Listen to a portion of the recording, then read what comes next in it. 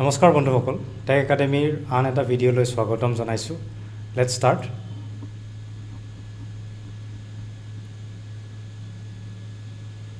A selection is to be made for one post of principal and two posts of vice principal.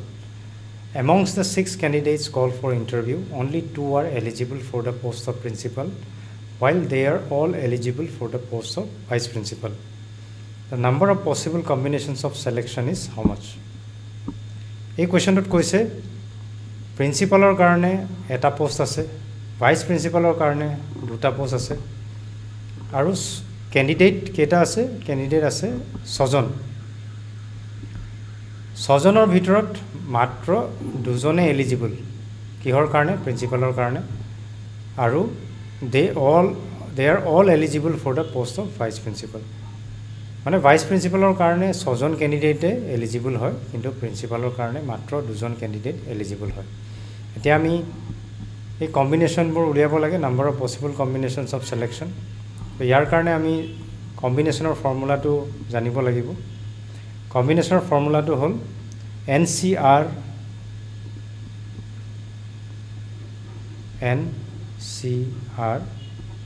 is equal to n factorial by r factorial আৰু n minus r factorial so factorial to কি হয় মই এটো explain কৰি আছো তাৰ আগতে NCR so এই NCR to কি হয় so n to হ'ল the total number of objects বা total number of people বা total number of choices আৰু হেই চয়েস গিটাৰ ভিতৰত আমি কেইজন সিলেক্ট কৰিব লাগে বা কেইটা আমি সিলেক্ট কৰিব পাৰিম হেইটো হ'ল r n2 হ'ল total number of objects আৰু r2 হ'ল the number of objects we are selecting or number of people we are selecting suppose মই ইয়াত লিখিলো 10c2 বুলি so 10c2 মানে 10 জন মানুহ বা 10টা অবজেক্টৰ পৰা মই দুটা সিলেক্ট কৰিছো মই দুজন সিলেক্ট কৰিছো so তেনেকৈ মই ভাবি লব পাৰো আৰু ফ্যাক্টৰিয়েল টু হ'ল যদি n টু যিকোনো এটা নাম্বাৰ হ'ব পাৰে n ৰ জায়গাত যদি মই লিখি দিও 4 ফ্যাক্টৰিয়েল তাৰ মানে হ'ল 4 into 3 into 2 into 1 যদি মই 7 ফ্যাক্টৰিয়েল লিখিম তাৰ মানে 7 into 6 into 5 into 4 into 1 ৰ লৈকে বস্তুটো মাল্টিপ্লাই হৈ গৈ থাকিব সো এতিয়া কোৱেশ্যনটোত দুটা সিচুৱেচন আছে এটা প্ৰিন্সিপালৰ কাৰণে আৰু এটা ভাইস প্ৰিন্সিপালৰ কাৰণে সো প্ৰথমতে আমি প্ৰিন্সিপালৰ কাৰণে চাই লওঁ প্ৰিন্সিপালৰ কাৰণে মাত্ৰ দুটা এলিজিবল আছে তাৰ মানে out of 2 people we have to select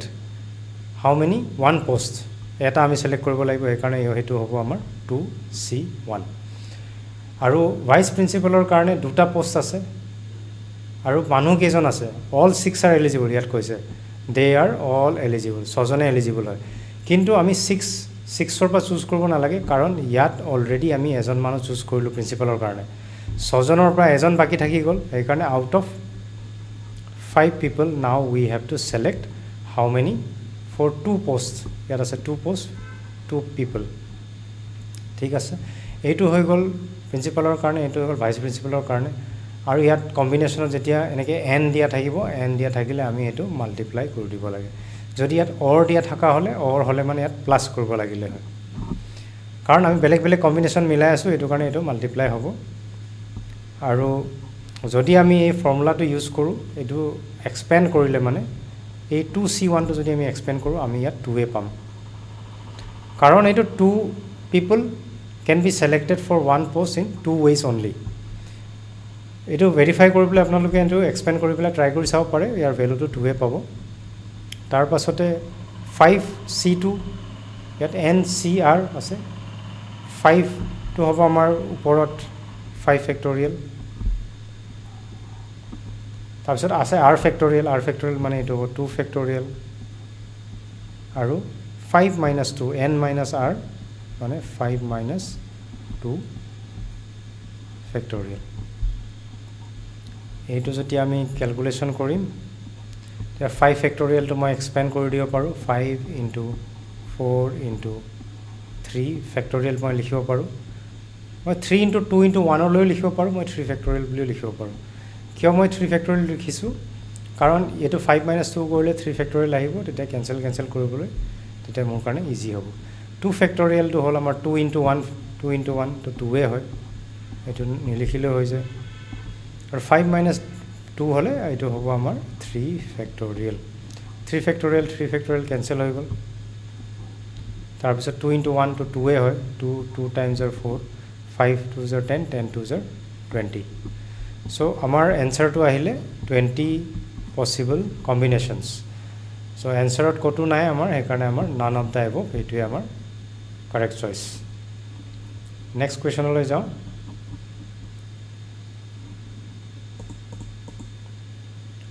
A monkey climbs a slippery pole 12 meters high. It rises 1 meter in every 1 minute and slips half a meter in every next minute. Find the time taken to reach the top of the pole. এটা বান্দৰ আছে বান্দৰটো এটা pole বগাই আছে 12 metre হাই 12 metres হাই 12 metre ওখ এটা pole বগাই আছে বান্দৰ এটা প্ৰত্যেক মিনিটত 1 মিটাৰ ক্লাইম্ব কৰে in every 1 minute rises 1 meter and slips half a meter in every next minute মানে প্ৰথম মিনিটত যদি 1 মিটাৰ প্ৰথম মিনিটত যদি 1 মিটাৰ ক্লাইম্ব কৰে নেক্সট মিনিটতে হি আধা মিটাৰ পিছল খাই যায় সো 2 মিনিটত কিমান ক্লাইম্ব কৰে তো আমি উলিয়াই ল'ব পাৰো 2 মিনিটছত 2 মিনিটত প্ৰথম মিনিটত 1 মিটাৰ ক্লাইম্ব কৰে আৰু সেকেন্ড মিনিটত আধা মিটাৰ মানে 0.5 মিটাৰ পিছল খাই যায় সো ওভাৰঅল হি কিমান ক্লাইম্ব কৰিলে 2 মিনিটছত ক্লাইম্ব কৰিলে 0.5 মিটাৰ সো 2 মিনিটত 0.5 মিটাৰ ক্লাইম্ব কৰিলে এটা 12 মিনিটত 12 মিটাৰ হি কিমান সময়ত ক্লাইম্ব কৰিব এটা হদিছে সো ইয়াতে যেতিয়া ইয়াতে অলপ ট্ৰিকি পাৰ্ট এটা আছে যেতিয়া আমি 11 মিটাৰ পাম মানে লাষ্ট মিটাৰটো যেতিয়া হি 1 মিটাৰ ক্লাইম্ব কৰিব তাৰ পিছত হি একদম টপত পাই যাব তাৰ পিছত হি আৰু পিছলি আহিবলৈ দৰকাৰ নাই মানে টপত পোৱাৰ লগে লগে হি টপটো পালে হি তাৰ পিছত পিছল খাওক নখাওক এটোটো আমাৰ মেটাৰ নকৰে আমাক খালি এটোৱে হদিছে যে কিমান টাইমত হি টপত পাবগে সো টপত পোৱাৰ পিছত হি পিছল খাই গ'ল বা তাৰ পৰা পৰি গ'ল হেবোৰ একো মেটাৰ নকৰে টপত কিমান সময়ত পাব এটোৱে আমাক হদিছে সো এই লাষ্টৰ 1 মিনিটত হি টপত পাই যাব এই কাৰণে লাষ্টৰ 1 মিনিটত হি 1 মিটাৰ বগাই সো হেই 1 মিটাৰটো আমি ইয়াত মাইনাস কৰি দিম মাইনাস কৰাৰ পিছত যোনটো আমাৰ ব্যালেন্স থাকিব 11 মিটাৰ 11 মিটাৰৰ কাৰণে আমি ফাৰ্ষ্টত ক্যালকুলেট কৰি লওঁ কিমান সময় লাগিব ইয়াত যেতিয়া আমি ক্যালকুলেট কৰিলো তেতিয়া আমি পাইছো কিমান 0.5 metres in 2 minutes so monkey will climb 11 meters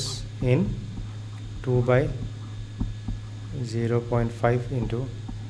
11 minutes এইটো হৈ যাব আমাৰ 22 by 0.5 so ইয়াৰ ভ্যালুটো যেতিয়া ক্যালকুলেট কৰিম 5 4s 20 5 4s 20 so 0.5 মিটাৰ যদি 2 মিনিট লাগে 11 metre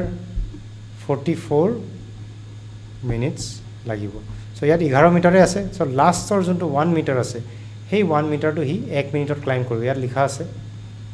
1 metre in every 1 minute so last metre 1 মিটাৰটোৰ কাৰণে 1 মিনিট আৰু লাগিব মানে প্লাস 1 মিটাৰ বগাবলৈ আৰু 1 মিনিট লাগিব হেতুৰ কাৰণে টোটাল হৈ যাব আমাৰ 45 minutes to reach the top of the pole let's go to next question A 20-liter mixture contains milk and water in the respective ratio of 3:2. If 10 liters of the mixture is removed and replaced with pure milk and the operation is repeated once more, at the end of 2 removals and replacement, what is the ratio of milk and water in the resultant mixture? So, এটা mixture আছে, mixture-টোত milk, গাখীৰ আৰু পানী আছে, কোনটো ratio 3:2. তাৰপৰা যদি 10 litre উলাই দিয়া হয়, উলোৱাৰ পিছত pure milk এদি replace কৰা হয়. আমি উলিয়ালো কি আমি মিক্সচাৰৰ 10 লিটাৰ উলিয়ালো আৰু ভৰালো কি অনলি মিল্ক আৰু সেই অপাৰেশনটো ৰিপিটেড ওয়ান্স মোৰ মানে আৰু এবাৰ ৰিপিট কৰিলো তাৰ মানে কৈছে কি টোটাল দুটা ৰিমুভেল হল আৰু দুবাৰ ৰিপ্লেস কৰিলো মানে প্ৰসেসটো আমি দুবাৰ কৰিলো দুবাৰ কৰাৰ পিছত মিল্ক আৰু ৱাটাৰৰ ৰেচিঅ'টো কিমান থাকিলে এইটো আমি উলিয়াব লাগে সো এনেকুৱা কোৱেশ্যনত আমি 20 লিটাৰটো ভাগ কৰিলোঁ 3:2 তাৰপিছত আকৌ 10 লিটাৰটো সেইটো ৰেচিঅ'ত আমি উলিয়াই পেলাই এড কৰিলোঁ তেনেকৈ দুবাৰ প্ৰচেছটো ষ্টেপ বাই ষ্টেপ কৰিলে আমি পাই যাম এনচাৰটো কিন্তু যদি আমি এনেকৈ ষ্টেপ বাই ষ্টেপ কৰোঁ আমাৰ টাইম বেছি লাগিব সো আমি সিধা ৰেচিঅ'ৰ লগতে আমি কৰিম এনেকুৱা কোৱেশ্যনত যেতিয়াই ৰিমুভ কৰে আমি সদায় ফ'কাছ কৰিব লাগে কিহৰ কোৱান্টিটিটো কমি গৈছে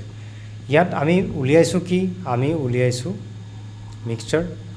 আৰু ভৰাইছোঁ কি ভৰাইছোঁ ৰিপ্লেচ উইথ পিয়ৰ মিল্ক আমি ভৰাইছোঁ মিল্ক সো যদি আমি মিক্সচাৰটো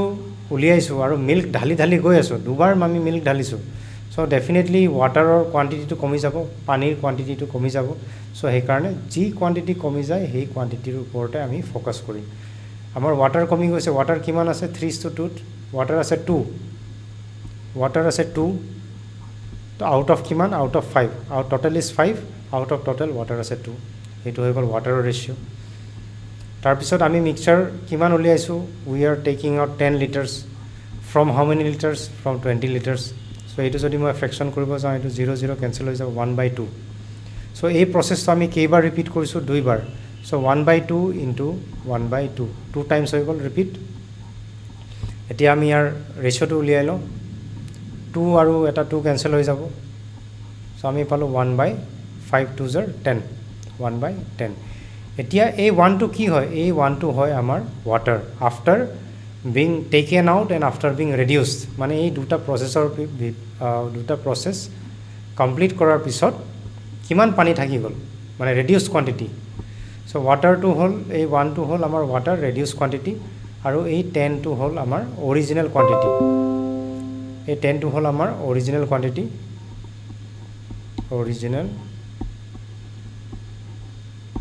বা টোটেল কোৱান্টিটি আমি ক'ব পাৰোঁ এইটো হৈ গ'ল আমাৰ টোটেল কোৱান্টিটি বুলি আমি ক'ব পাৰোঁ অৰিজিনেল নহয় total quantity total so total আছে আমাৰ 10 টোটেলৰ ভিতৰত ৱাটাৰ যদি 1 আছে সো অবভিয়াছলি 10 - 1 9টো হ'ব আমাৰ মিল্ক কাৰণ ইয়াত খালি পানী আৰু গাখীৰে আছে ৱাটাৰ যদি 1 থাকি যায় সো অবভিয়াছলি 9 থাকি যাব মিল্ক সো সেইকাৰণে the ratio' of milk and water is milk is 9 and water is 1 so our correct answer is 9:1 next ho jao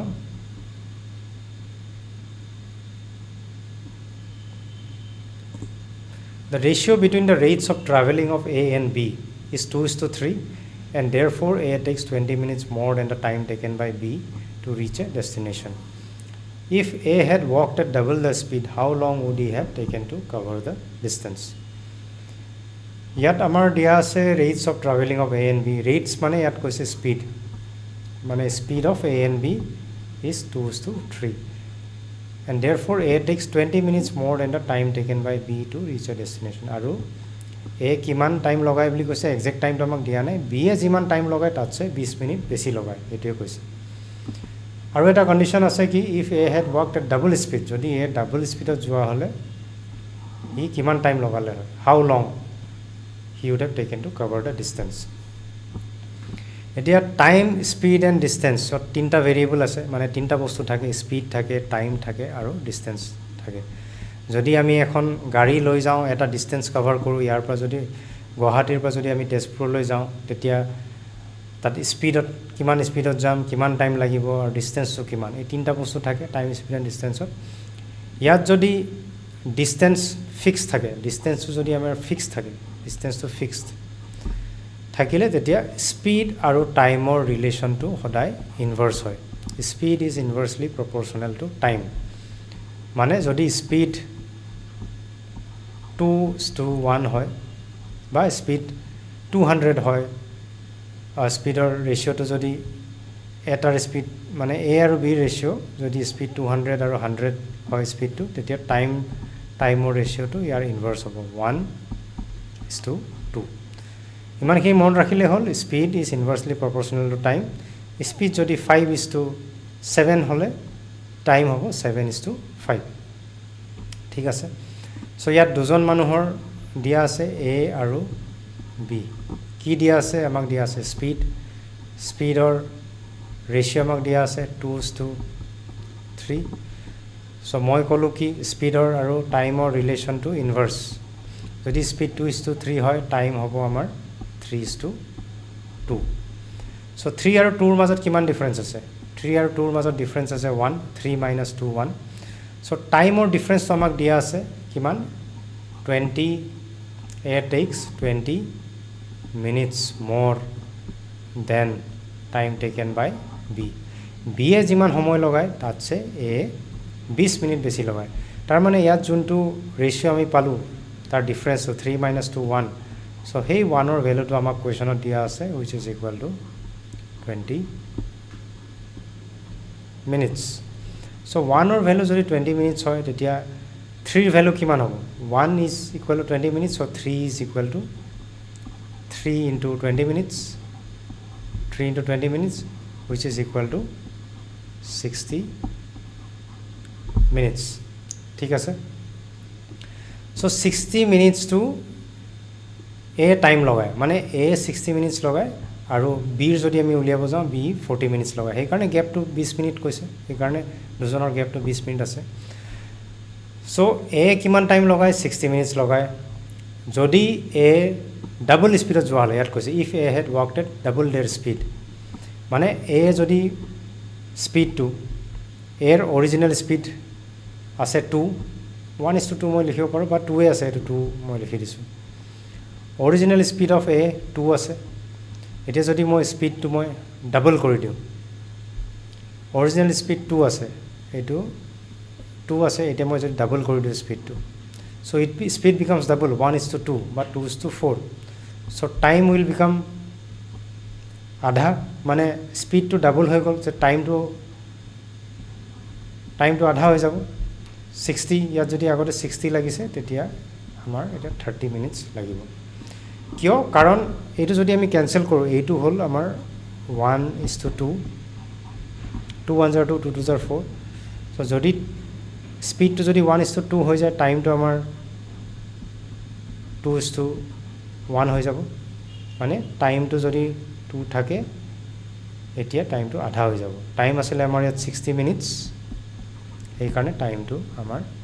half হৈ গল এই 60 মিনিটস আমি ইয়াৰ পৰা পাইছো সো 60 মিনিটস টাইমটো আমাৰ হাফ হৈ যাব এই কাৰণে আমাৰ correct আনসাৰটো hall 30 minutes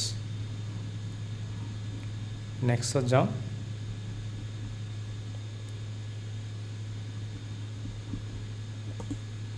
A train of length 100 meter moving with a uniform speed of 20 meter per second crosses a bridge of length 1 kilometer. If the head of the train enters the bridge at 13:15 hours, mane eta 15, then the time at which the tail exits the bridge is how much? Eta train ase, train or length to train to kiman dighol koise 100 meter. Kiman speed ot koise speed amak dia ase 20 meters per second. আৰু এটা দলং আছে ব্ৰিজটো কিমান দীঘল 1 kilometre যদি head of the train ব্ৰিজটোত enter কৰে 1:15 hours মানে এটা 15 তেতিয়া টেইলটো কিমান টাইমত ব্ৰিজটো এক্সিট কৰিব এতে হদিছে ইয়াতে মই এনে এটা সৰুকে মই বনাই দিছো ট্ৰেইন এটো সাপোজ হৈ গল আমাৰ ট্ৰেইনটো এইটো হৈ গল আমাৰ ব্ৰিজটো এইটো ব্ৰিজটো বা এইটো দলংটো এইটো আমাৰ হৈ গল ব্ৰিজটো এতিয়া আমাক কৈছে যে এই ট্ৰেইনটো আছে কিমান আমাৰ 100 মিটাৰ আৰু এই দলংটো আছে আমাৰ 1 kilometre bridge 1 kilometre is equal to 1000 metre এইটো আছে আমাৰ 1000 মিটাৰ আৰু কৈছে হেড অফ দা ট্ৰেইন এই ট্ৰেইনৰ মাথাটো এটা 15ত 1:15ত ইয়াত সোমাইছে আৰু ব্ৰিজটোত তেতিয়া এই টেইলটো মানে কমপ্লিটলি পাৰ কেতিয়া হৈ যাব এইটোৱে কিমান সময়ত হৈ যাব কিমান টাইমত উলাই যাব হেতু কৈছে আমি যদি টাইমটো উলিয়াই লওঁ এই 1:15ত আমি টাইমটো এড কৰি দিলে আমাৰ এনসাৰটো উলাই যাব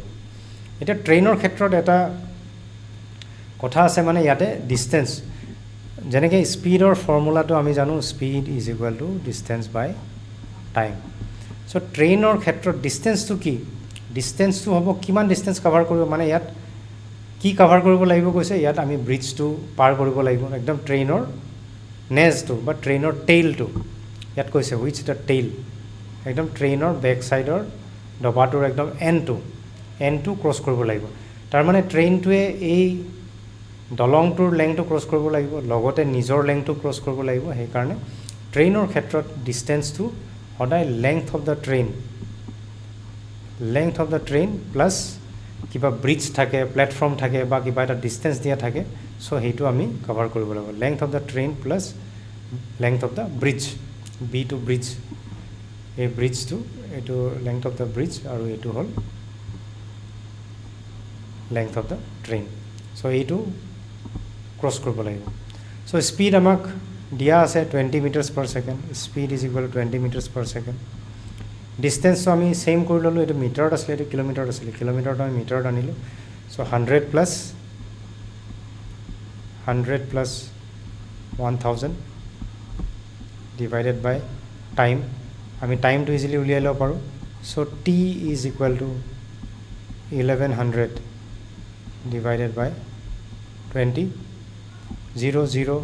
কেঞ্চেল হৈ গ'ল 2 5s are 10 and 2 5s are 10 চ' এইটো আমাৰ লাগিলে কিমান 55 ছেকেণ্ডছ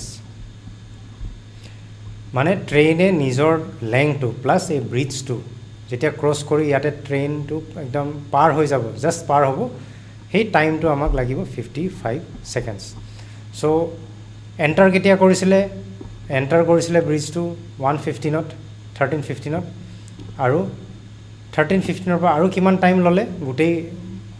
ডিষ্টেঞ্চটো ক্ৰছ কৰিবলৈ আৰু 55 ছেকেণ্ডছ সেইকাৰণে আমাৰ এনচাৰটো হ'ব 13 hours 15 minutes আৰু 55 ছেকেণ্ডছ এই 55 ছেকেণ্ডটো মই ইয়াত এড কৰি দিলোঁ মানে 13 15 60 55 13-15 hours মানে কি 13:15 মানে 1 মিনিট 1 বাজি 15 মিনিট পাৰ হৈ গৈছে তাৰপিছত আৰু 55 ছেকেণ্ড লাগিছে 55 ছেকেণ্ডছ লাগিছে সেইকাৰণে option B is our correct answer